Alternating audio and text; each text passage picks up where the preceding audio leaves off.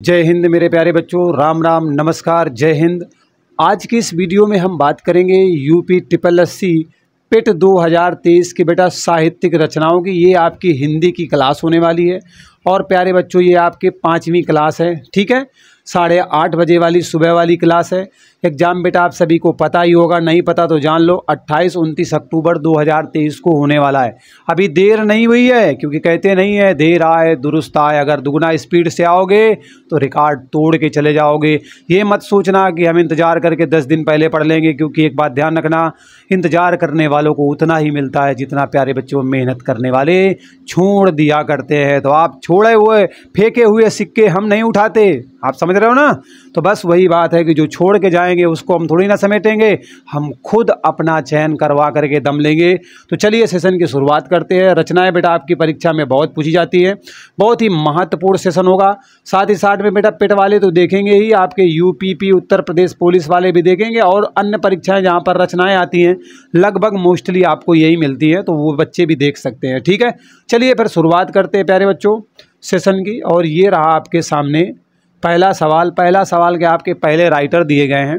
नाम बेटा क्या है? सुमित्रा नंदन पंत। रचनाएं पूछी जाती हैं, कौन सी महत्वपूर्ण है, कौन कम महत्वपूर्ण, मैं सब पर डिस्कशन करूंगा, जिससे कि प्रश्न फंसेगा तो आपको क्या करना है वहाँ पर ये भी बताऊंगा। बेटा सुमित्रा नंदन पंत की काव्य रचनाओं में चिदम्बरा आती है बेटा, वीणा आती है, वाणी आती है, पल्लव भी आती है, गुंजन भी आती है, युगांत भी आती है बेटा, युगवाणी भी है, ग्राम्या भी है, कला और बूढ़ा चांद है, लोकायतन है, ठीक है। अब आपको इसमें पढ़ना कौन कौन है जो ज़्यादा महत्वपूर्ण है बेटा? चिदम्बरा बहुत पूछी जाती है, मोस्टली परीक्षा में आपसे पूछी जाएगी, ठीक है, चिदम्बरा याद रखिएगा। गुंजन बेटा बहुत पूछी जाती है, पल्लव भी पूछता है, ग्राम्या बेटा बहुत पूछता है, इसे भी याद रखना, और लोकायतन बहुत पूछता है। ये आपकी मोस्टली आपकी परीक्षाओं में पूछी गई हैं। बाकी एक बात मैं और बताना चाहूँगा, इनकी रचनाएं अन्य भी देख लेना, क्योंकि कभी कभी क्या होता है रख देता है, कला और बूढ़ा चांद भी रखता है, ठीक है। सो इतनी रचनाएं महत्वपूर्ण है जो आपको याद रखनी है, बहुत अच्छी तरीके से दिमाग में रखना है। ये सारी की सारी प्यारे बच्चों आपकी काव्य रचनाएँ हैं, सुमित्रा नंदन पंत जी की रचनाएँ हैं। क्लियर हो गया? चलिए आगे बढ़ते हैं, अगले राइटर पर बात करते हैं प्यारे बच्चों। अगले राइटर आपके दिए गए हैं सूर्यकांत त्रिपाठी निराला जी, ठीक है। मैं आपको बता ही चुका हूं कि जयशंकर प्रसाद हो, मैथिली शरण गुप्त हो, महादेवी वर्मा हो, सूर्यकांत त्रिपाठी निराला हो, भारतेंदु हरिश्चंद्र हो। रचनाएं भैया पूछी जाती हैं, प्रेमचंद्र जी हो, समझ रहे हो, उपन्यास के जादूगर। तो इनकी रचनाएं तो नॉर्मल सी बात है भाई, परीक्षा में आएंगी तो अति महत्वपूर्ण हो जाती हैं। चलिए देखते हैं सूर्यकांत त्रिपाठी निराला की बेटा जो काव्य रचनाएं हैं ना, काव्य रचनाएं उसमें आपको अनामिका देखने को मिलेगी, परिमल मिलेगी, गीतिका मिलेगी, जूही की कली मिलेगी। इसमें बेटा जो काव्य रचना में बेटा जूही की जो कली है ना, ये बहुत महत्वपूर्ण है, ये अक्सर पूछी जाती है परीक्षा में, तो इसे आप लोग क्या करिए याद रखिएगा।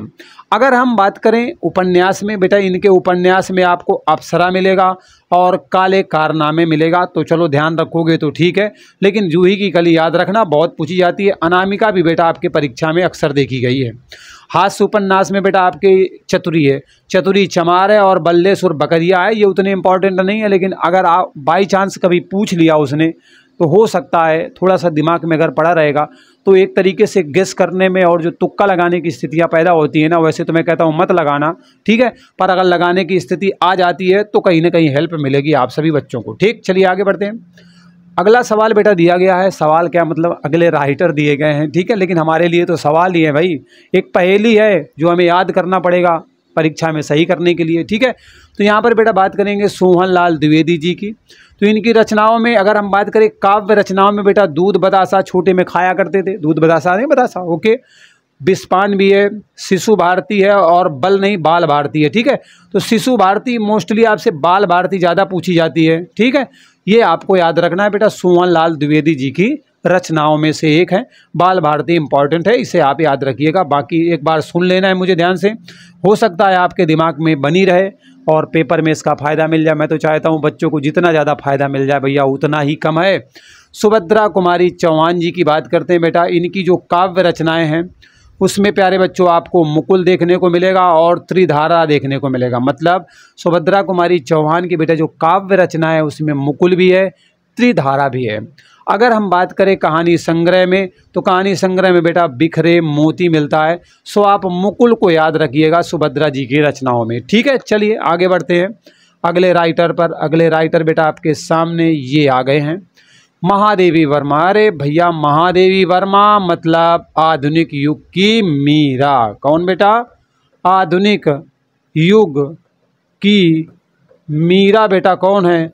महादेवी वर्मा आपके आधुनिक युग की मीरा है। So most important. अरे पूछा जाता है भैया आधुनिक युग की मीरा सचमुच कहते हैं, मतलब मैं ऐसे ही नहीं लिख दिया मजाक में। ठीक है, काव्य रचनाओं में बेटा इनकी कौन कौन सी है? निहार बहुत पूछी जाती है, याद रखना। नीरजा बहुत पूछी जाती है। सांद गीत भी है। यामा के लिए तो बेटा इनको ज्ञानपीठ पुरस्कार मिला हुआ है। यामा के लिए प्यारे बच्चों इनको ज्ञानपीठ पुरस्कार मिला हुआ है। सो अति महत्वपूर्ण, अति महत्वपूर्ण। ठीक है, ज्ञानपीठ पुरस्कार अच्छा लिखा भी है आगे, तो यामा के लिए मिला हुआ है। तो ये रचनाएं तो बेटा काव्य वाली हैं। निबंध भैया सब के सब अति महत्वपूर्ण, क्योंकि मोस्टली परीक्षा में देखे गए हैं। निबंध में बेटा कौन कौन से हैं? अतीत के चलचित्र है, स्मृति की रेखाएं हैं, श्रृंखला की कड़ियाँ हैं। ये जो तीनों हैं, श्रृंखला की कड़िया वाला, अतीत के चलचित्र और स्मृति की रेखाएं, बच्चा याद रखना, सचमुच बता रहा हूँ भैया निबंध पूछे जाते हैं इनके। आपसे प्रश्न पता है क्या पूछेगा? कहेगा निम्नलिखित में से महादेवी वर्मा का कौन सा निबंध नहीं है? अब बताओ। अतीत के चलचित्र दे देगा, स्मृति की रेखाएं और श्रृंखला की कड़ियाँ 3 दे देगा, और चौथा बेटा कोई इनमें से डाल देगा, नीरजा डाल देगा या फिर यामा डाल देगा, कोई डाल देगा। आप भैया पता ही नहीं है हमें क्या होगा। ठीक है, समस्याएं आ जाएंगे भाई, इसलिए समझते हुए चलिएगा, बहुत महत्वपूर्ण है। संपादन बेटा इनके द्वारा चांद पत्रिका का किया जाता है। अक्सर प्रश्न ये भी पूछा जाता है कि चांद पत्रिका का संपादन निम्न में से किसके द्वारा किया गया है? सो आपका राइट आंसर प्यारे बच्चों क्या होगा? महादेवी वर्मा। ठीक, चलिए आगे बढ़ते हैं। तो बेटा याद रखना बहुत महत्वपूर्ण है। निहार भी है, सांद गीत है, नीरजा है, यामा, सो मोस्ट इंपॉर्टेंट। और निबंध में याद रखिएगा छड़दा को छोड़ करके चांद पत्रिका भी याद रखिएगा। ठीक, चलो आगे बढ़ते हैं। अगला सवाल है बेटा, मतलब अगले राइटर है ओके, हरिवंश राय बच्चन जी। अमिताभ बच्चन का नाम जानते हो? बस सब पहुंच गए सही जगह में। बेटा काव्य रचनाओं में अगर हम बात करेंगे हरिवंश राय बच्चन की, तो साला साला सब में ठीक ठाक लगाया और मधु मधु खूब लगाया है। ये बेटा आपकी मधुबाला भी है, मधुशाला भी है, मधुकलश भी है, सतरंगिनी है, हलाहल। हलाहल बेटा आपकी परीक्षा में पूछ ली जाती है, सो याद रखिएगा। बंगाल का अकाल भी है, प्रणय पत्रिका भी है, खादी के फूल है, 64 खूंटे है। पूछ सकता है, खादी के फूल की संभावना है, पॉसिबिलिटी है कि पूछी जाए। लेकिन आत्मकथा भैया याद रखनी है, आत्मकथा सो मोस्ट इम्पॉर्टेंट, इसलिए याद रखना। आत्मकथाओं में प्यारे बच्चों आपको मिलेगा बसेरे से दूर, मोस्ट इम्पॉर्टेंट, अक्सर परीक्षा में। नीड़ का निर्माण फिर क्या बात है, बिल्कुल पूछी जाती है। क्या भूलूं क्या याद करूं, मैं सच बता रहा हूं ना ईमानदारी से, ये तीनों के तीनों ना जो आत्मकथाएं हैं अति महत्वपूर्ण, अक्सर परीक्षा में मिलती हैं। आप पेपर कोई भी उठा के देख लेना, अगर आत्मकथा से रिलेटेड कोई प्रश्न पूछा होगा या राइटर से रिलेटेड, तो मोस्टली आपको कहीं ना कहीं बसेरे से दूर, नीड़ का निर्माण फिर, और क्या भूलूं क्या याद करूं। देखो तुम तो परीक्षा दे रहे हो ना कंटिन्यू, तो खुद ही अनुभव कर रहे होगे कि सच बताया जा रहा है या झूठ बोला जा रहा है। ये बिल्कुल आत्मकथाएं याद रखना, ठीक है। बाकी हलाहल यहाँ पर खादी के फूल आप जो है काव्य में याद रखना। ठीक, चलिए आगे बढ़ते हैं। अगले राइटर बेटा आपके सामने आ चुके हैं, ये है अमृतलाल नागर। नाम बेटा अमृतलाल नागर है और अमृत से ही शुरुआत होती है, अमृत और विष की। बहुत महत्वपूर्ण बेटा उपन्यास है, इम्पॉर्टेंट है, अति महत्वपूर्ण है। आपकी परीक्षा में भैया चिपका दिया जाएगा, आ से अमृत, और यहाँ पर भी आ से अमृत है। अमृत और विष बेटा आपके अमृतलाल नागर की रचना है। खंजन नयन भी बेटा पूछी गई है कई परीक्षा में, कारण है क्योंकि ये सूरदास को केंद्र में रख करके बेटा लिखी गई है। शतरंज के मोहरे भी बहुत पूछी जाती है, और सुहाग के नुपुर भी बेटा बिल्कुल सुहाग है जैसा है, पूछी जाती है। मानस का आंसर सो मोस्ट इम्पॉर्टेंट। तो मैं एक बात बताऊं, मोटी मोटी बात बताऊं, यहाँ पर जो मैंने 4 5 6 रचनाएं रखी है ना भैया, सब के सब बहुत महत्वपूर्ण है, कोई भी आपकी परीक्षा में रखी जा सकती है, सो ध्यान रखिएगा। उपन्यास बेटा कौन सा है? अमृत और विष, अमृत से ही शुरू होगा। खंजन नयन बेटा सूरदास को केंद्र में रखकर लिखा गया। शतरंज के मोहरे, सुहाग के नुपुर, मानस का हंस बेटा तुलसीदास को केंद्र में रखकर इसकी रचना की गई है। सो बेटा मोस्ट इंपॉर्टेंट, इन सब में अगर ज़्यादा इंपॉर्टेंट करना है तो मानस का हंस बेटा बहुत परीक्षा में पूछी जाती है। अमृत और विष बहुत आपकी परीक्षा में पूछी जाती है। शतरंज के मोहरे है, सुहाग के नुपुर, ये 4 है। अगर मैं 6 में छांट के निकालूं तो 4 ही निकल रही हैं, लेकिन दूसरे को छोड़ना नहीं भाई, पढ़ लेना एक बार ध्यान से, सच बता रहा हूँ, बहुत इंपॉर्टेंट है। ठीक है, तो अमृतलाल नागर की रचनाएं बेटा अमृत और विष भी है, खंजन नयन भी है, साथ ही साथ में बेटा आपके शतरंज के मोहरे, सुहाग के नुपुर, मानस का हंस। मैं रिपीट कर रहा हूँ, थोड़ा जोर देने के लिए मैं निपात लगा रहा हूँ कि पढ़ना ही पड़ेगा, ही मतलब निपात, ठीक समझ लो, क्योंकि भैया आएगा तो दिक्कत होगी। अगले राइटर है बेटा आपके गिरजा कुमार माथुर। क्या नाम है बेटा? गिरजा कुमार माथुर। बेटा इन्हें ऐन्द्रियता का कवि कहा जाता है। आपसे प्रश्न पूछेगा, निम्नलिखित में से ऐन्द्रियता का कवि किसे कहा जाता है? एक नाम इनका भी होगा, 3 नाम कोई और होंगे। समझे होगे तो बाबू मेरे सोना मेरे सही हो जाएगा, वरना फिर समस्याएं कहीं ना कहीं तो खड़ी होंगी। ठीक, सो ऐन्द्रियता के कवि बेटा गिरजा कुमार माथुर जी कहलाते हैं। इनकी काव्य रचनाओं में अगर हम बात करें, काव्य रचनाओं में तो बेटा कल्पांतर मिलेगा, धूप के धान मिलेगा, नाश और निर्माण मिलेगा। तो उतनी इंपॉर्टेंट रचनाएं नहीं है, देखो मैं सीधी सी बात बता रहा हूँ, लेकिन ये बेटा जो इंद्रियता के कवि वाला है ना, ये मोस्ट इंपॉर्टेंट है, आपके सामने प्रश्न चिपका सकता है परीक्षा में, इसलिए भैया थोड़ा सा इसे ध्यान रखते हुए चलिएगा। ठीक, बाकी एक एक बार मैं आपको रिपीट करवा ही देता हूँ, तो कहीं ना कहीं दिमाग में थोड़ा बहुत तो बने रहेंगे। गजानन माधव मुक्तिबोध। मुक्तिबोध बेटा इनका उपनाम है, वैसे नाम आपका गजानन माधव है। अगर इनकी काव्य रचनाओं में बात करें तो बेटा काव्य में रचना है चांद का मुंह टेढ़ा है। अब बताओ, हमने तो नहीं देखा यार कि चांद का मुंह टेढ़ा है, पता नहीं, हो सकता है। काठ का सपना बेटा क्या है? इनका उपन्यास है। क्या है? काठ का सपना इनका उपन्यास है। नई कविता का आत्मसंघर्ष, ये बेटा आपसे निबंध पूछा जा सकता है, सो इसे याद रखिएगा। नई कविता का आत्मसंघर्ष, एक बार केवल रखिएगा। चांद का मुंह टेढ़ा, एक्चुअली ये काव्य रचना कभी कभी आपकी परीक्षा में पूछी गई है, सो इसे ध्यान रखिएगा। काठ का सपना, मैं देखो उन्हीं को लेके आया हूँ जो चुनिंदा हैं और मोस्टली आपकी परीक्षा में देखी गई हैं। ठीक है, और जो कुछ संभावित अवस्था में है उनको भी मैंने यहाँ पर इंक्लूड किया हुआ है, जिससे कि अगर प्रश्न आ जाए ना तो मेरे शेर शेरनी ने चारों खाने चित्त करके आए, प्रश्न को खुद वहाँ पर चित्त ना हो जाए कि मामला फिर क्या होगा, रिजल्ट आने पर बिगड़ जाएगा। अगला बेटा राइटर हैं आपके जैनेन्द्र कुमार जी। कौन है प्यारे बच्चों? जैनेन्द्र कुमार आपके अगले राइटर हैं। इनके अगर हम बात करें उपन्यास की तो एक परख भी है, त्यागपत्र भी है और मुक्तिबोध भी है। सो यहाँ पर आपको त्यागपत्र याद रखना है। ठीक है, त्यागपत्र बेटा जैनेन्द्र कुमार का क्या है? एक उपन्यास है। कहानियों में बात करें तो फांसी कहानी है, पाजेब है, 2 चिड़ियाँ हैं। ठीक है, ये बेटा यहाँ पर कहानियाँ दी गई हैं। मंदाकिनी है और पाप और प्रकाश है। सो ये भी रचनाएं हैं अनुवाद में। तो विशेष करके आपको बेटा यहाँ पर परख याद रखना है और त्यागपत्र इनके उपन्यास को याद रखना है। मुक्तिबोध को भी थोड़ा बहुत दिमाग में रख लेना। बाकी कहानियों में फांसी हो सकता है पूछी जाए आपसे, बाकी तो उतनी महत्वपूर्ण नहीं है। ठीक है, लेकिन मैंने शामिल किया है, कहते नहीं है नज़र में बस गए तो उतरने का नाम नहीं लेते, बस इसीलिए मैंने यहाँ पर रखा हुआ है ताकि नज़र में भैया आपके बसे रहें। अगले राइटर है बेटा राम कुमार वर्मा। क्या नाम है प्यारे बच्चों? राम कुमार वर्मा अगले राइटर हैं। इन्हें बेटा एकांकियों का मूल स्वर, मतलब कह रहा है इनकी जो एकांकी हैं, राम कुमार वर्मा जी की जो बेटा द्वारा एकांकी लिखी गई हैं, उनका मूल स्वर एक्चुअली कैसा है? तो वो बेटा आदर्शवादी है। ये आपसे प्रश्न पूछा जाएगा कि निम्न में से किसकी एकांकियों का जो मूल स्वर है वो कैसा है? बेटा आदर्शवादी है।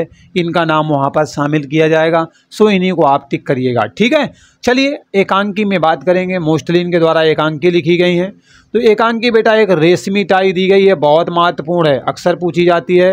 रेशमी टाई बेटा महत्वपूर्ण है। कौमुदी महोत्सव है। जूही के फूल कभी कभी आपसे पूछा जाता है। एक अभी आपने कुछ देर पहले जूही की कली पढ़ा था ना, किसकी रचना है? जल्दी से कमेंट करके बताओ, अच्छे बच्चों के तरीके भूल मत जाना, क्योंकि भूल गए तो परीक्षा हूल देकर जाएगी और फिर समझ लेना मम्मी पापा के बातों रूपी त्रिशूल चुभाया जाएगा, फिर मत कहना मुझसे। तो जूही के फूल बेटा आपके एकांकी है। रेशमी टाई याद रखिएगा, ये आपके राम कुमार वर्मा जी की एकांकी हैं। और एकांकियों का बेटा जो मूल स्वर कैसा है वो आपको आंसर करना है, आदर्शवादी है। ठीक है, चलिए आगे बढ़ते हैं अगले राइटर पर। प्यारे बच्चों, अगले राइटर यहाँ पर दिए गए हैं चंद्रधर शर्मा गुलेरी। क्या नाम है बेटा? चंद्रधर शर्मा गुलेरी। अगर इनकी हम कहानियों में बात करें, विधा कौन सी है? तो कहानी है। सुखमय जीवन है, बुद्धू का कांटा है, उसने कहा था बेटा बहुत महत्वपूर्ण है चंद्रधर शर्मा गुलेरी की रचना। इसका एक कारण है, कहानी है, क्योंकि पहली बार अगर बेटा फ्लैश बैक शैली का कहीं अगर प्रयोग हुआ है ना, तो बेटा चंद्रधर शर्मा गुलेरी की कहानी उसने कहा था में हुआ है।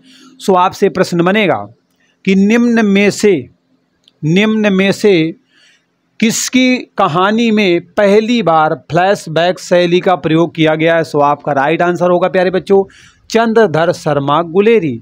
या फिर आपसे ये भी पूछ सकता है कि चंद्रधर शर्मा गुलेरी की वह कौन सी कहानी है जिसमें पहली बार फ्लैशबैक शैली का प्रयोग किया गया है? सो आंसर आपका रहेगा उसने कहा था। ठीक, किसी भी फॉर्मेट में आपसे प्रश्न रखने की अगर वो कोशिश करे तो मैं आशा करूंगा कि मेरे बच्चे गलत नहीं करेंगे। ये आपको याद रखना है, उसने कहा था। सो मोस्ट इम्पॉर्टेंट है ना, इसे आप दिमाग में रखना, स्किप न करना भाई, क्योंकि भारी पड़ जाएगा आपके ऊपर। ठीक, चलिए अगले सवाल पर, मतलब प्रश्न उत्तर एक्चुअली मैं करवाता हूँ ना, है ना, प्रश्न पे 4 ऑप्शन, फिर सही आंसर का चुनाव करना एक्चुअली लाइव क्लास में, तो थोड़ी सी आदत में शामिल हो गया है, तो थोड़ा डोंट माइंड। ओके, यहाँ पर बात करेंगे बेटा डॉक्टर नगेंद्र जी की। तो डॉक्टर नगेंद्र की बेटा जो काव्य रचनाएं हैं ना, वो मर्म कथा भी है और वर्णमाला भी है, तो आप स्किप कर सकते हैं, लेकिन एक बार पढ़ लीजिएगा। आस्था के चरण बेटा इनका निबंध है। अप्रवासी की यात्राएं बेटा जो दिया गया है ना यहाँ पर, ये बहुत महत्वपूर्ण है। एक्चुअली ये डॉक्टर नागेंद्र जी का क्या है बेटा? संस्मरण है, तो संस्मरण जरूर याद रखिएगा। अप्रवासी की यात्राएं मोस्टली आपकी परीक्षा में बेटा मिलता है, और ये संस्मरण है किसका? नागेंद्र जी का। आपसे प्रश्न पूछ सकता है अप्रवासी की यात्राएं किसका संस्मरण है। ओके, डॉक्टर नागेंद्र कहोगे, या डॉक्टर नागेंद्र का नाम दे करके इसका नाम आपसे पूछ लेगा, तो किसी भी फॉर्मेट में रख देगा। अगर रखने की कोशिश करता है एग्जामिनर तो मेरे बच्चे गलत ना करें। ठीक, बस अगला प्रश्न है बेटा, मतलब अगले राइटर हैं आपके विष्णु प्रभाकर जी हैं बेटा, विष्णु प्रभाकर हैं। उपन्यास की अगर हम बात करें तो आवारा मसीहा, क्या बात है भैया, आवारा मसीहा मतलब मोस्ट इम्पॉर्टेंट है बेटा आवारा मसीहा, अक्सर परीक्षा में छपता है। विष्णु प्रभाकर की क्या है? उपन्यास है, विष्णु प्रभाकर जी का उपन्यास है। अर्धनारीश्वर भी बेटा पेपर में छपता है, सो ये भी इम्पॉर्टेंट है। मतलब अगर दोनों में बात करना पड़े ना, तो आवारा मसीहा को मैं मोस्ट इम्पॉर्टेंट बोलूँगा, अर्धनारीश्वर को मैं इम्पॉर्टेंट कैटेगरी में रखूँगा। ठीक है, मतलब आवारा मसीहा तो अक्सर चिपकता है आपके पेपर में। चलिए, कहानी संग्रह की, मतलब कहानियों के संग्रह में अगर बात करें प्यारे बच्चों, तो जिंदगी एक रिहर्सल है। खिलौने भी दिया गया है, तो जिंदगी वाले को भाई याद रखना, क्योंकि जिंदगी रही तो चलते रहेंगे और हर परीक्षा को क्या करेंगे? हिलाते रहेंगे।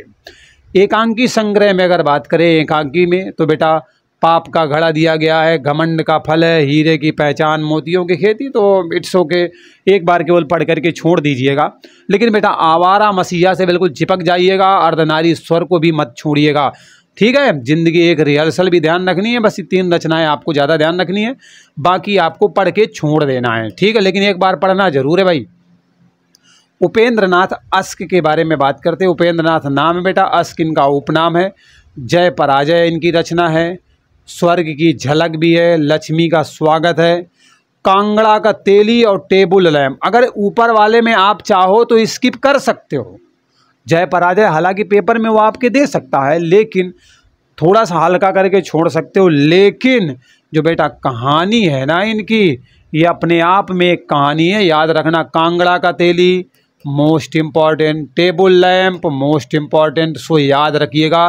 कांगड़ा का तेली बेटा कौन सी विधा है, कहानी है, किसकी है? उपेंद्र नाथ अस्क की है। टेबल लैंप भी बेटा इन्हीं की है। किसी भी फॉर्मेट में आपसे पूछ सकता है कांगड़ा का तेली किसकी रचना है, भैया इनकी रचना है ना। इस तरीके से आपसे पूछ लेगा तो आप लोग क्या करोगे? आंसर कर डालोगे। सो मोस्ट इम्पॉर्टेंट कहानी याद रखिएगा। आगे बढ़ते हैं। धर्मवीर भारती जी की बात करते हैं। बेटा धर्मवीर भारती की अगर रचनाओं में हम बात करें तो उपन्यास में बेटा आपसे गुनाहों का देवता मतलब चिपक जाना है इसमें। मोस्ट इम्पॉर्टेंट गुनाहों का देवता बेटा धर्मवीर भारती। अक्सर परीक्षा में अगर ईमानदारी से तुम परीक्षा दे रहे हो तो मैं सच बता रहा हूँ, ये सारे प्रश्न जिसमें मैं गोला लगा रहा हूँ ना, ये तुम्हारे सामने से गुजरे होंगे। और अगर आप प्रैक्टिस सेट कोई लगा रहे हो कोई बुक वगैरह से, तो भी आपने सवालों को कहीं ना कहीं देखा होगा। तो सच में मिलते हैं भाई। सूरज का 7वां घोड़ा, इट्स ओके, 7-8 घोड़े हैं, कोई फर्क नहीं पड़ता। लेकिन धर्मवीर भारती का बेटा निबंध संग्रह क्या है? ठेले पर हिमालय। मोस्ट इम्पॉर्टेंट है, ध्यान रखिएगा। तो बेटा चाहे गुनाहों के देवता की बात हो, ठेले पर हिमालय की बात हो, दोनों के दोनों याद रखना धर्मवीर भारती की रचनाएं हैं। टू मच इम्पॉर्टेंट मतलब मोस्ट इम्पॉर्टेंट। चलिए आगे बढ़ते हैं।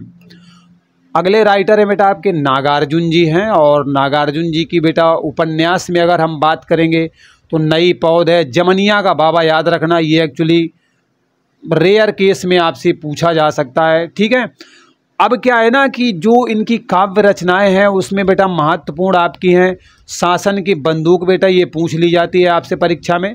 और पुरानी जूतियों का कोरस जो होता है ना, पुरानी जूतियों का बेटा जो कोरस होता है ना है यहाँ पर। ठीक है, यहाँ पर एक्चुअली क्या है बेटा, ना से नल बनेगा। अरे रुक जा भाई, थम जा। पुरानी जूतियों का बेटा कोरस, ये भी बहुत पूछा जाता है, सो इसे भी याद रखना, युगांतर को मिस कर सकते हो। तो काव्य रचना में शासन की बंदूक याद रखना है, पुरानी जूतियों का कोरस याद रखना है, जमनिया का बाबा उपन्यास में याद रखना है। 3 से आपका काम चल जाएगा। ठीक है, चलो आगे बढ़ जाते हैं। अगले राइटर है प्यारे बच्चों नामवर सिंह दिए गए हैं। कौन है बेटा? नामवर सिंह। इनकी देखो रचनाओं में सबसे पहली बात तो आपको कविता के नए प्रतिमान याद रखना है, बहुत महत्वपूर्ण है। ये आपसे पूछी जा सकती है, संभावित अवस्था में है। ठीक है, दूसरी परंपरा की खोज उतनी नहीं है। सर्कस हो सकता है दे दे, क्योंकि बेटा जीवन एक सर्कस है, हमारे साथ खेलता है, कभी हम उसके साथ खेलते हैं, तो ये प्रक्रियाएं लगातार चलती रहती हैं। आप जैसे कि मेरे साथ खेलते हो, सब्सक्राइब नहीं करते हो, लाइक करते नहीं हो, कमेंट नहीं करते हो, है सर्कस भाई, तो क्या करोगे, है ना। तो बस चलता है। तो उसमें से कह रहा नामवर सिंह की जो रचनाएं बेटा कविता के नए प्रतिमान भी है और सर्कस भी है। थोड़ा याद रखिएगा, दिमाग में बना करके रखिएगा। ठीक है, चलिए आगे बढ़ते हैं। अगले राइटर बेटा देखो कौन है, भीष्म साहिनी जी बेटा अगले राइटर हैं। और कह रहे हैं झरोखे, क्या बात है, आँखियों के झरोखे से। ठीक है, अब इसमें तमस भी है, मतलब उपन्यास में आपको झरोखे और तमस देखने को मिलेंगे। बेटा कहानी नहीं है यहाँ पर, एक्चुअली आपका कहानी है। ठीक है, तो कहानी संग्रह में चीफ की दावत, क्या बात है, मिल गई ना। भीष्म साहिनी की अगर याद रखना है कोई रचना, हर दशा में याद रखना है ना, तो चीफ की दावत याद रखनी है। चीफ ने दावत में बुलाया था, सो मोस्ट इम्पॉर्टेंट है भाई, इसे याद रखिएगा। ठीक है, नहीं पहुँचे तो दिक्कत हो जाएगी। उपन्यास में झरोखे और तमस को ध्यान रखना, एक बार पढ़ लेना। एक्चुअली चीफ की दावत को केवल अपने दिमाग में बिठा लेना। ठीक, चलिए आगे बढ़ते हैं। अगले राइटर बेटा आपके सामने आने वाले हैं और ये आ गए शिव मंगल सिंह सुमन। बेटा क्या लिखा हुआ है, शिव मंगल सिंह सुमन। ये बेटा आपके सामने राइटर हैं और इनकी जो काव्य रचनाएं हैं उनमें आपको ध्यान रखना है विश्वास बढ़ता ही गया। अरे विश्वास करके तो देखो यार, मतलब भरोसा नहीं करोगे तो कैसे काम बनेंगे बताओ। विश्वास करके तो देखो, अपने आप बढ़ता चला जाएगा। ठीक है, तो आदमी का जहर, तो विश्वास बढ़ता ही गया और आदमी का जहर, इनकी 2 रचनाएं हैं शिवमंगल सिंह सुमन की, तो थोड़ा सा याद रखिएगा बेटा। ठीक है, ये इनका उपनाम है।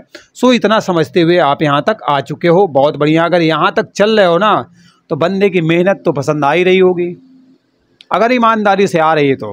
नहीं आ रही तो फिर कोई बात ही नहीं है, मैंने गलत पूछ लिया। ठीक है, यहाँ पर बेटा बात करेंगे शैलेंद्र मटियानी की। शैलेंद्र मटियानी का बेटा जो उपन्यास है ना, वो एक तो कबूतर खाना है, तो कबूतर खाना तो बनाना नहीं है हमको। ठीक है, 2 बूंद जल की बात कर रहा है, 2 बूंद जिंदगी के हो गया। ठीक है, तो यहाँ पर ये बेटा इनके उपन्यास है, तो चलो उतने इंपॉर्टेंट नहीं है, आप चाहो तो स्किप कर सकते हो, पर अगर दिमाग में थोड़ा सा किसी कोने में डाल लोगे ना तो हो सकता है फ़ायदा मिल जाए अगर प्रश्न आ जाए। श्रीलाल शुक्ल जी की बात करें बेटा, तो इनका जो उपन्यास है ना, श्रीलाल शुक्ल जी का जो उपन्यास है वो आपको बेटा राग दरबारी मिलेगा।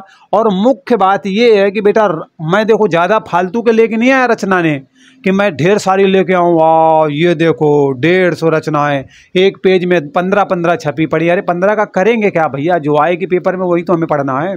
तो वही कह रहा है कि उपन्यास में अगर बात करेंगे तो राग दरबारी महत्वपूर्ण इसलिए है क्योंकि बेटा राग दरबारी ना रिपोर्ताज शैली में लिखा गया है। तो रिपोर्ताज शैली में बेटा कौन सा उपन्यास लिखा गया है, आपसे पूछ सकता है कि श्रीलाल शुक्ल का कौन सा उपन्यास रिपोर्ताज शैली में लिखा गया है। सो आप फट से आंसर करोगे राग दरबारी लिखा गया है। या ये भी पूछ सकता है कि राग दरबारी की रचना किस शैली में की गई है, सो आप कहोगे रिपोर्ताज शैली में की गई है। किसकी रचना? श्रीलाल शुक्ल की। कैसे भी पकड़ता है आपके कान, तो बस कान उखाड़ी डालना है, दोबारा के लिए छोड़ना नहीं, एग्जामिनर को मौका नहीं देना है। अगले बेटा आपके राइटर हैं सच्चिदानंद हीरानंद वात्स्यायन, ये पूरा नाम है, आगे भैया इनका उपनाम है। सो समझ सकते हो लंबा चौड़ा तगड़ा नाम है। चलिए उपन्यास की बात करते हैं। तो उपन्यास में बेटा इनके आपको नदी के द्वीप मिलेगा, सो स्किप कर सकते हो, ठीक है। कहानी संग्रह में जाओगे तो शरणार्थी मिलेगा, कोठरी की बात मिलेगा, तो शरणार्थी को थोड़ा थोड़ा अपने दिमाग में कहीं भैया डाल लेना, काम देगा। अब देखो मैं समझ रहा हूँ ओके। काव्य संग्रह में बेटा बात करेंगे ना तो सदा नीरा आपसे पूछी जाएगी, इत्तलम आपसे पूछी जाएगी, और भैया बावरा हेरी तो बार बार पूछी जाती है। सो जिनमें गोला मैंने टांग दिया है इनको आपको भैया याद रखनी है। लाल वाले से गोला जिसमें लगा है अब इसमें नहीं देना, ठीक है। तो मतलब शरणार्थी बेटा कहानी संग्रह याद रखना है। काव्य संग्रह में सदा नीरा भी है, इत्तलम भी है, बावरा अहेरी, तीनों इंपॉर्टेंट है, पूछी जाएंगी। सबसे ज़्यादा बेटा इत्तलम और बावरा अहेरी को याद रखना। सदा नीरा मतलब तीनों की तीनों पूछता है, सो तीनों पढ़ लेना यहाँ पर, ठीक है। चलो आगे बढ़ते प्यारे बच्चों। आगे दिए गए हैं आपके हरिशंकर परसाई। क्या है बेटा? हरशंकर, अच्छा क्या लिखा हुआ है? हरशंकर परसाई, ठीक है। हरशंकर परसाई जी की बात कर रहे हैं यहाँ पर हम, इसको काट लो भैया यहाँ पर। तो इनका जो निबंध है बेटा कौन सा है? एक तो आवारा है, तो हम तो भैया पढ़ने वाले बच्चे हैं, आवारा तो है नहीं। चलो भीड़ के खतरे है भाई, ठिठुरता हुआ गणतंत्र है। मैं इसके लिए क्या बताऊं भाई, ठिठुरता हुआ गणतंत्र बेटा मोस्ट इम्पॉर्टेंट, पूछे जाएगा परीक्षा में, पूछे नहीं जाएगा, पूछा जाएगा, ठीक है, पूछा जाएगा। मतलब निबंध जो बेटा आपका यहाँ पर ठिठुरता हुआ गणतंत्र है, ये आपका व्यंग किया गया है गणतंत्र पर, व्यंग संग्रह है इनका। कौन सी विधा है बेटा? व्यंग संग्रह है, लेकिन निबंध में ही है, व्यंग टाइप का निबंध है। तो हरिशंकर परसाई के बेटा रचना में निबंध में कौन सा? ठिठुरता हुआ गणतंत्र आपको मोस्ट इंपॉर्टेंट है, बिल्कुल याद रखना है। साथ ही साथ में बेटा पगडंडियों का जमाना भी याद रखना, ये भी इम्पॉर्टेंट है, आपसे परीक्षा में पूछी जा सकती है। लेकिन बेटा ठिठुरता हुआ तो समझ लेना अक्सर परीक्षा में देखी गई है, और अक्सर परीक्षा में संभावना भी है कि आगे भी पूछी जाएगी। अगले राइटर हैं केदारनाथ मिश्र प्रभात, ठीक है, केदारनाथ मिश्र प्रभात जी हैं बेटा। तो इनकी रचनाओं में आपको ध्यान रखना है, काल दहन भी है बेटा, काव्य रचनाएं हैं इनकी, काव्य में रचना की गई है। कैकेयी भी है, दानवीर कर्ण भी है, सो दिमाग में थोड़ा बहुत रख सकते हो, ठीक है। कैकेयी किसकी मम्मा का नाम था, माता का नाम था, ठीक है। अगर रामायण वगैरह देखा होगा तो शायद आप लोगों को पता होगा, तो बताइएगा भाई कमेंट करके, ठीक है। और वर्तमान जीवन में अगर हम बात करें तो किसकी माँ का नाम कैकेयी है, शायद हो सकता है मिले या ना मिले, कुछ मैं कह नहीं सकता, उसे संभावना नहीं है कि नहीं मिलेगी। तो केदारनाथ मिश्र प्रभात बेटा इनका उपनाम है, ठीक है। तो रचनाएं उतनी इंपॉर्टेंट नहीं है। दानवीर कर्ण अगर आप चाहें तो थोड़ा सा याद रख सकते हैं, और ना चाहें तो भैया छोड़ के आगे बढ़ भी सकते हैं, ठीक है। चलिए इलाचंद्र जोशी की बात करेंगे। अब मैं क्या है ना आपके सामने से रचनाएं गुजारना चाहता हूँ ताकि थोड़ा थोड़ा फीडिंग बनी रहे डेटा में, ठीक है। नहीं तो बेटा तेरा डेटा उड़ गया तो क्या होगा। उपन्यास की अगर हम बात करें प्यारे बच्चों तो उपन्यास में सन्यासी, सन्यासी ऐसे नहीं लिखा जाता, ऊपर भी बिंदी और नीचे ना भी रहता है, मतलब ऊपर बिंदी और आगे ना, ऐसे लिखा जाता है। आप शुद्ध है अकेले लिखोगे तो गलत हो जाएगा। मतलब अगर सन्यासी ऐसे लिखते हो तो भी गलत है, सन्यासी ऐसे लिखते हो तो भी गलत है, और सन्यासी दोनों को मिला के लिखते हो तब जाके भैया काम बनेगा, तब ये सही बनेगा जा करके, ठीक है।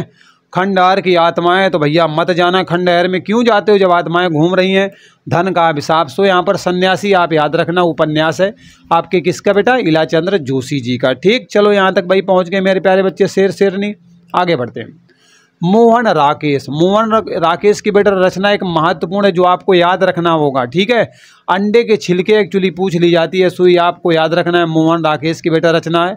और ना आने वाला कल, दो ही उपन्यास मैंने आपके लिए यहाँ पर रखे हुए हैं, अनावश्यक मैं नहीं लेके आया फालतू में, भाई मैं टाइम बर्बाद करूँ बच्चों का, बहुत कीमती है, थोड़े दिन पेपर के बचे हैं, ठीक है। और उसमें भी समय बर्बाद करेंगे तो सब खत्म नहीं हो जाएगा। तो मोहन राकेश के बेटा उपन्यास में आपको अंडे के छिलके हैं और ना आने वाला कल, इसलिए कल से पढ़ूंगा ये तो कहना नहीं, क्योंकि देखो साफ दिख रहा है मोहन राकेश जी ने बोला भी है कि ना आने वाला कल। अरे कल तो आएगा ही नहीं भाई, तुम इंतजार करते रहोगे, हम भी मिल बांट के करते रहेंगे, पर कुछ होना नहीं है। अगला बेटा राइटर हैं जो अगले हैं, वो नाम उनका बेटा क्या है, कमलेश्वर है। और इनकी जो कहानियों में अगर हम बात करें तो तलाश भी है, नीली झील सी आँखें, क्या बात है, मांस का दरिया, मतलब बड़ी तूफानी टाइप की इन्होंने रचनाएं की है, पर उतनी इम्पोर्टेंट नहीं है, एक बार दिमाग में रखना है। तलाश भी है, नीली झील भी है, नीली झील सी आँखें, सो याद रखना, मांस का दरिया मतलब भयानक, समझ सकते हो। कमलेश्वर की कहानियाँ हैं, ठीक। कहानियाँ बेटा ऐसी होती हैं, कल्पनाओं पर बेस्ड होती हैं, ठीक। चलो आगे बढ़ते हैं। शिव प्रसाद सिंह और इनका उपनाम बेटा सितारे हिंद, ठीक। इनकी कहानी है राजा भोज का सपना और कर्मनाशा की हार। तो बेटा ये जो कर्मनाशा वाली है ना, ये सच बता रहा हूँ, पढ़ते रहना और ध्यान से याद रखना, नहीं कर्मों का नाश कर देगी। सो यहाँ पर कर्मनाशा की हार बेटा मोस्ट इंपॉर्टेंट है, बहुत महत्वपूर्ण है। शिव प्रसाद सितारे हिंद की रचना है। राजा भोज का सपना चाहो मन में बना रहे तो भैया इंपॉर्टेंट कैटेगरी में याद रख सकते हो, लेकिन कर्मनाशा को नहीं छोड़ना है, नहीं तो जितने कर्म किए हैं उनका सब बेड़ा गर्क हो जाएगा, नुकसान हो जाएगा तुम्हारा, ठीक। चलिए आगे बढ़ते हैं। अगले राइटर बेटा आपके दिए गए हैं अमरकांत जी दिए गए हैं, और इनकी अगर हम कहानियों में बात करें तो दीप्ति नहीं है, एक्चुअली आपका क्या है, डिप्टी है, डिप्टी। अरे कलेक्टर होता है ना, जिलाधिकारी होता है, तो उप जिलाधिकारी को बेटा डिप्टी कलेक्टर बोलते हैं, वही कह रहा है, डिप्टी कलेक्टरी बेटा कहानी पूछ ली जाती है, ठीक है। इसे थोड़ा याद रखना।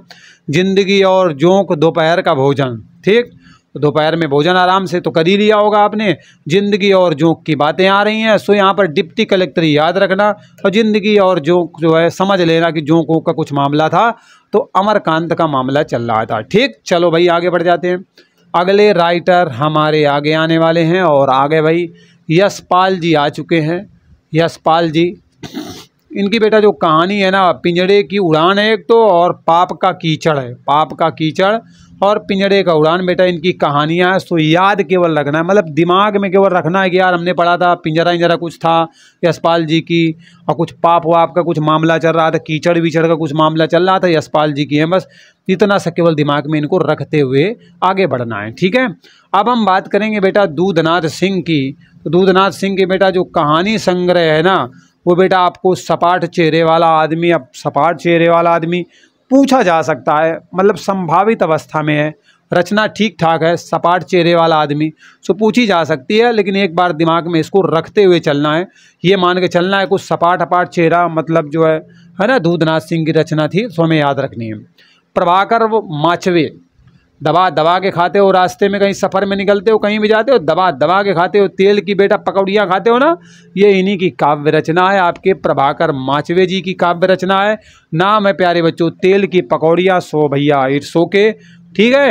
मन करने लगा होगा खाने का तो भैया बनवा लेना और खा लेना, और नहीं है तो कोई बात नहीं भाई, अब कोई नहीं है बनाने वाला तो जब घर जाना तो भाई वहाँ खा लेना, बच्चे हो ना पढ़ने के लिए, क्योंकि संन्यास जीवन गुजार रहे हो, मैं समझ रहा हूँ, ठीक है।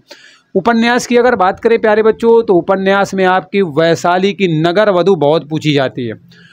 आपके चतुरसेन शास्त्री के अगर उपन्यास में तुम्हें कोई याद रखना है ना, तो बेटा वैशाली की नगर वधू को याद रखना है, याद रखना, दुआओं में याद रखना, ठीक है, नहीं समझ लेना।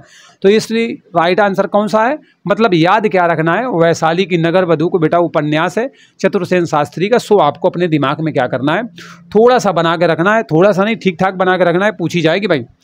अब अगर बात करें निर्मल वर्मा जी की, तो इनका बेटा जो उपन्यास है ना, वो लालटीन की छत है, लालटेन की छत है ना, लालटीन की छत, चलो ठीक है, लालटीन की छत है, ये भी बेटा बहुत पूछी जाती है, और इस पे भारी पड़ती है रात का जो रिपोर्टर है, ठीक है, रात का बेटा जो रिपोर्टर है ना, ये इस पे भी भारी पड़ जाती है, सो इसको रखेंगे हम मोस्ट इम्पॉर्टेंट कैटेगरी में, और इसको हम रखेंगे इम्पॉर्टेंट कैटेगरी में।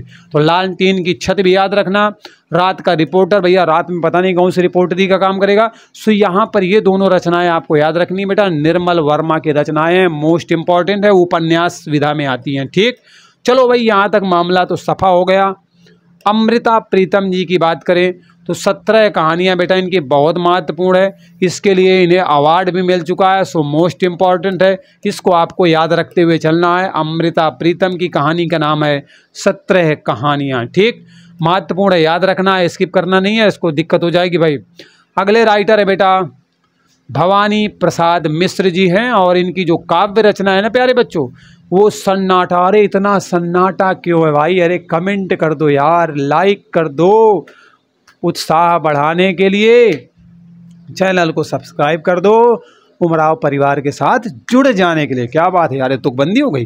गीत फरोश यहाँ पर दिया गया। सो यहाँ पर आपको सन्नाटा, इतना सन्नाटा क्यों है भाई, याद आ गया होगा। ठीक है, भवानी प्रसाद मिश्र की बेटा काव्य रचनाओं में से है। बस एक बार पढ़ना है और उसके बाद क्या करना है, छोड़ देना है। मतलब एक बार पढ़ना है, उसके बाद आगे बढ़ना है। ठीक, रांगे राघव की अगर बात करें बेटा, तो इनका जो उपन्यास है ना रांगे राघव का, मुर्दों का टीला। मतलब एक बार बताओ, मुर्दों का टीला किसको कहा जाता है? मुर्दों को हटा के अगर मैं यहाँ पर कर दूँ ना मृतकों का टीला, अब बता दोगे। मृतकों का टीला मतलब माउंट ऑफ सैंड, है ना, माउंट्स ऑफ डेड सैंड ऐसे करके कुछ लिखा हुआ है। ठीक है, मृतकों का टीला मतलब मोहनजोदड़ो की बात कर रहा है। किसकी कर रहा है बेटा? मोहनजोदड़ो की बात कर रहा है। मृतकों का टीला बेटा सिंधी भाषा में अर्थ है, तो यहाँ पर मुर्दों का टीला है, रांगे राघव जी को याद रखना है। ठीक है, उपन्यास है बेटा इनका, केवल पढ़ते हुए आगे बढ़ जाना है। चलिए अगले राइटर हैं मृदुला गर्ग जी हैं, और बेटा मृदुला गर्ग की उपन्यास कौन से हैं? उसके हिस्से की भूल, मतलब गलती करी तुमने और सजा मिल गई हमको, मतलब उसके हिस्से की भूल, और भोग कौन रहा है? हम।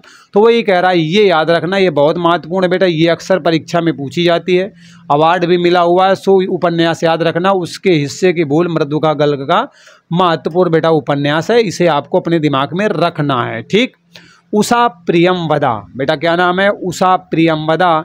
इन्हीं की रचनाएं आ रही हैं, क्योंकि करंट में किसी को ज्ञानपीठ पुरस्कार मिल रहा है, किसी को साहित्य अकादमी पुरस्कार मिल रहा है, समझ रहे हो ना, किसी को सरस्वती सम्मान मिल रहा है, किसी को वेद व्यास सम्मान मिल रहा है। भैया जब मिल रहा है सम्मान तो इन्हीं की रचनाएं तो पेपर में ज़्यादा आएंगी ना, तो बस याद रखना। इनकी कहानी है बेटा कितना बड़ा झूठ। मतलब कितना बड़ा झूठ बोलते हो कि रात में पापा 12 बजे रात तक हम पढ़ते हैं, मम्मी सच बता रहे हैं, तुम्हारा सपना पूरा करके दिखाएंगे। अरे काहे झूठ बोल रहे हो यार, अगर पढ़ रहे हो ईमानदारी से तब तो ठीक है, क्योंकि रात में खाना पीना खाने के बाद जैसे ही मूवी चालू होती है रात में 1 बज जाता है, फिर सो जाते हो। कोई तो आज पूरी ख़त्म करके छोड़नी है, कुछ भी हो जाए, झूठा ही तो बोल रहे हो भाई। तो ये कह रहा है कितना बड़ा झूठ, अगर पढ़ रहे हो तो बहुत बढ़िया, फिर मैं अपने शब्द वापस ले लूँगा। ठीक है, और अगर नहीं पढ़ रहे हो तो मैं शब्द वापस नहीं लूँगा। कितना बड़ा झूठ हो गया बेटा, ये कहानी है उषा प्रियमवदा की। फिर वसंत आया, दोनों रचनाएं महत्वपूर्ण है, अवार्ड मिलता है अक्सर जो है, इसलिए ये पूछी जाती हैं आपसे परीक्षा में भी। ठीक, आगे बढ़ते हैं भाई। बेटा यहाँ पर कह रहा है पांडेय वेंचन शर्मा उग्र, बेटा इनका उपनाम है पांडेय वेंचन शर्मा उग्र का बेटा जो उपन्यास है ना, वो आपसे पूछा जाएगा। नाम है बुधुआ की बेटी। क्या नाम है? बुधुआ की बेटी। एक अच्छा खासा उपन्यास है ना, इंटरेस्टिंग उपन्यास है। तो यहाँ पर आप देखोगे बेटा कि जो बुधुआ की बेटी है इंपॉर्टेंट है, पांडे वेंचन शर्मा उग्र का। सो इसे आपको क्या करना है, याद रखना है। ठीक, चलो आगे बढ़ते हैं भाई। अगले राइटर हैं बेटा आपके लक्ष्मी नारायण लाल। क्या बात है, लक्ष्मी नारायण लाल। इनके बेटा जो उपन्यास है ना, वो आपको बया का घोंसला और सांप को याद रखना है। बया पक्षी होता है ना, तो बया का घोंसला और सांप में किस तरीके से क्या संघर्ष चलता है, उस कहानी को यहाँ पर रखने की कोशिश की है, उपन्यास के फॉर्मेट में रखने की कोशिश की है, लक्ष्मी नारायण लाल के द्वारा रखी गई। सो ये इंपॉर्टेंट है, बया का घोंसला और सांप पूछा जाएगा आपसे, सो इसे आप याद रखिएगा। ठीक, चलो आगे बढ़ते हैं। अगले राइटर पर मैं पहुंचूं इसके पहले आप सभी को बहुत बहुत धन्यवाद। आप क्लास में जुड़े रहे, पता ही नहीं चला यार कि हम लोग लास्ट में आ गए। तो इस तरीके से जो है आप सभी का दिल की गहराइयों से बहुत बहुत धन्यवाद। अब कुछ बारी आपकी भी है, आपको क्या करना है, चैनल को सब्सक्राइब कर लेना है। ठीक है, चैनल को सपोर्ट करो यार, क्या बात है भाई, चैनल को सब्सक्राइब कर लेना है आपको या नहीं। ठीक है, इसके बाद बेल आइकन को क्या करना है बेटा, प्रेस कर लेना है बेल आइकन को। ठीक, अरे घंटी बजा लेनी है यार, मतलब समझदार हो। तो इस तरीके की वीडियो चाहिए तो ये सारे काम कर डालना आप लोग। बाकी प्लेलिस्ट में जाकर डेडिकेटेड वीडियो देख सकते हो, किसी टॉपिक पर टॉपिक के नाम पड़े हुए होंगे। ठीक है, पिट वाले का अलग बना हुआ है, पुलिस वाला भी आपका अलग बना हुआ है। आप जाकर के आराम से देख सकते हो, अपनी तैयारी को धार देने का काम कर सकते हो। करंट भी आपको वहाँ पर मिल जाएगा, बहुत सारी चीज़ें आपको वहाँ पर मिलेंगी। लाइव वीडियो में, लाइव सेशन में जाकर लाइव वीडियो भी आप देख सकते हो। ठीक, बाकी आप चाहो तो 8:30 बजे शाम के हमारे साथ जुड़ भी सकते हो आगे। Most welcome, it's okay. ठीक, तो बहुत बहुत धन्यवाद, आप सभी लोग जुड़े हमारे साथ में, बहुत बहुत धन्यवाद।